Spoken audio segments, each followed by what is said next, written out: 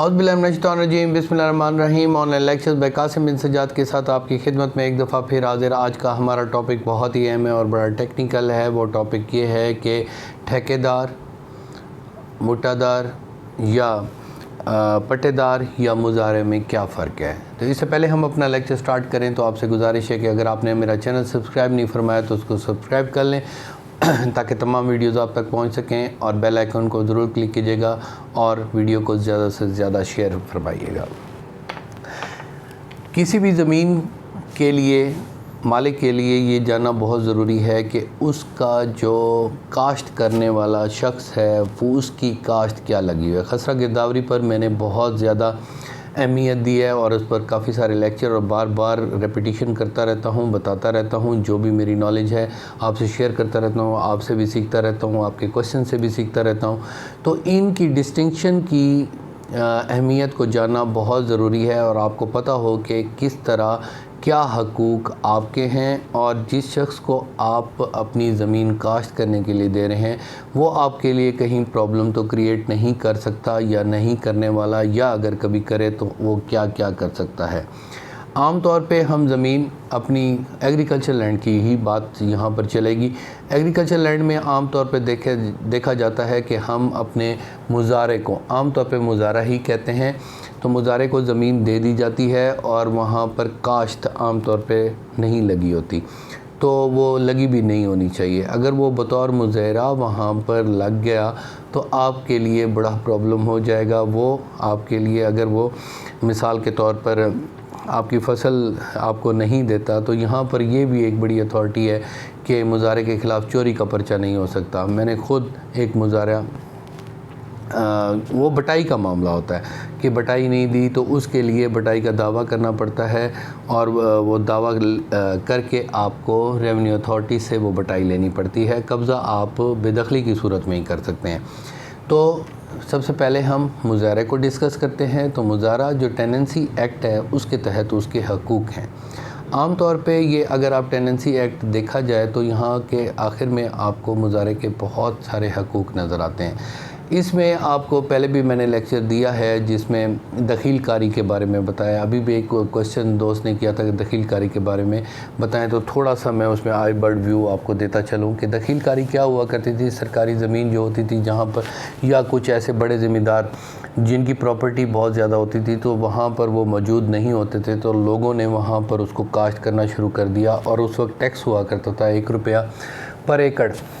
تو وہ دخیل کاری حقوق ان کو مل گئے تھے، لوگ وہاں نہیں آئے، تو اس کی وجہ سے، یا سرکاری زمین تھی تو وہ دخیل کاری کی صورت میں ان کو حقوق مل گئے، وہ مزارع بن گئے۔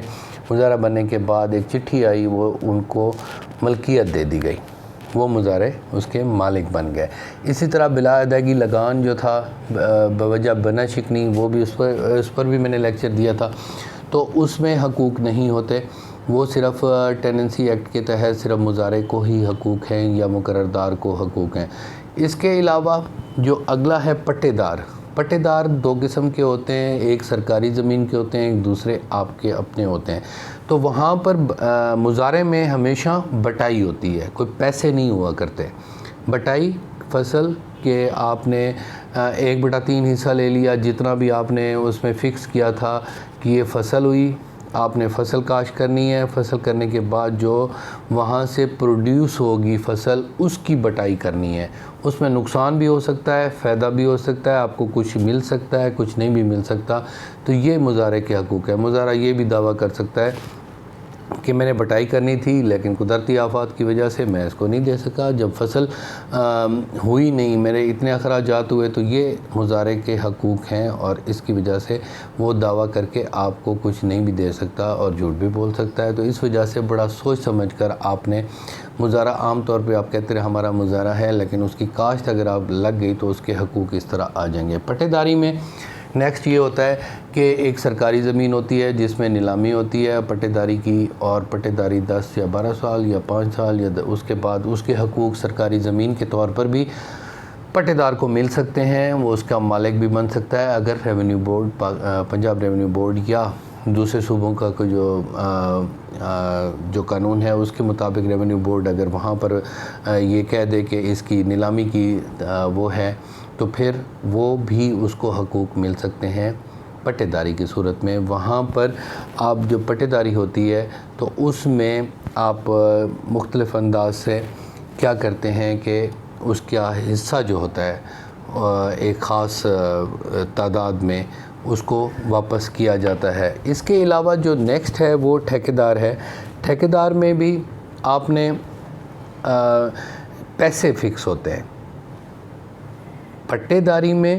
آپ کا جس کو ہم مٹا بھی کہتے ہیں ہماری لینگویج میں، ایک مٹا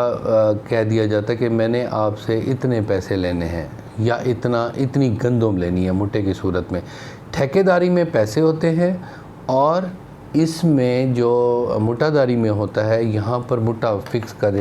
10 من لینا ہے، 20 من لینا ہے، 30 من لینا ہے، تو یہ فکس کر دیا جاتا ہے۔ یہاں پر کافی اسلامک ویو بھی آیا کہ یہ غیر اسلامک ہے کہ آپ فکس کر دیں کسی بھی پروفٹ کو، تو وہ غیر اسلامک ہے۔ چلیں یہ ایک علیحدہ ڈیبیٹ ہے، لیکن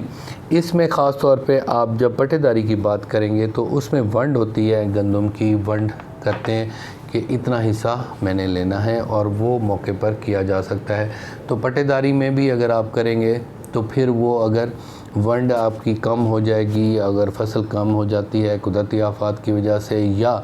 آپ کا جو مٹا دار ہے یا پٹے دار ہے وہ صحیح طریقے سے اس کی دیکھ بھال نہیں کرتا، تو پھر اس کا آپ کا نقصان ہو سکتا ہے۔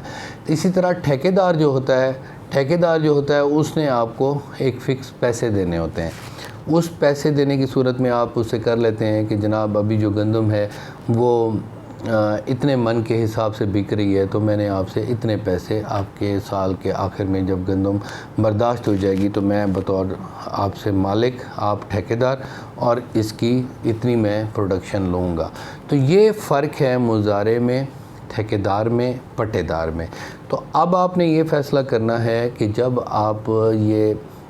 کسی شخص کو اپنی زمین دے رہے ہیں تو اس کو آپ بطور مزارع وہاں پر کھڑا کر رہے ہیں، پٹے دار کر رہے ہیں، یا ٹھیکیدار کر رہے ہیں، یا مٹا کی صورت میں کر رہے ہیں، تو یہ آپ نے ڈسٹنکشن کرنی ہے کہ آپ کا ایگریکلچر لینڈ جو ہے کل ناجائز قابضین کے ہاتھ میں نہ آ جائے، کیونکہ لوگ بہت سارے مسائل پیدا کرتے ہیں۔ جب سٹارٹ ہوتا ہے تو کوئی اتنا پرابلم نہیں ہوتا، تو اس کے لیے تحریر کر لینا بہت ضروری ہے۔ ہمارے نبی آقا حضور حضرت محمد صلی اللہ علیہ وسلم کا بھی ارشاد ہے کہ کسی بھی معاہدے کو بلیک اینڈ وائٹ میں ضرور لکھ لینا چاہیے۔ تو میری آپ سے یہی گزارش ہے کہ آپ جب بھی اپنے مزارع ہی کہتے ہیں عام طور پہ، اس کو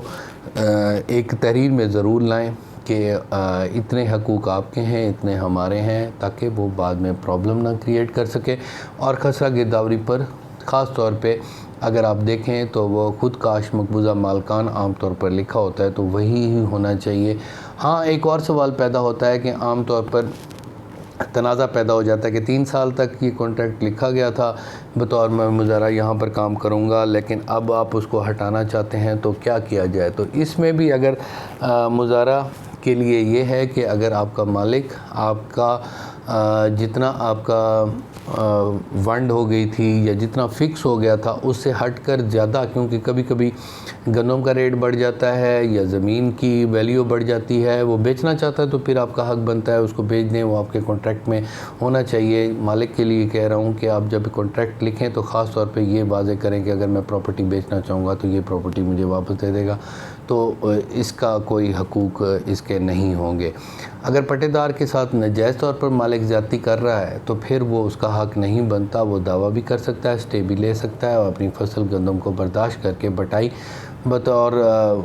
امانت جو ہے ریونیو اتھارٹیز کو جمع بھی کرا سکتا ہے کہ اس کی اتنی بٹائی تھی، یہ معاہدہ تھا، وہ میں دے رہا ہوں، اب وہ مجھ سے نہیں لے رہا، تو آپ مد امانت کی صورت میں وہاں بھی داخل کر سکتے ہیں، یا کورٹ میں اگر سول کورٹ میں جاتے ہیں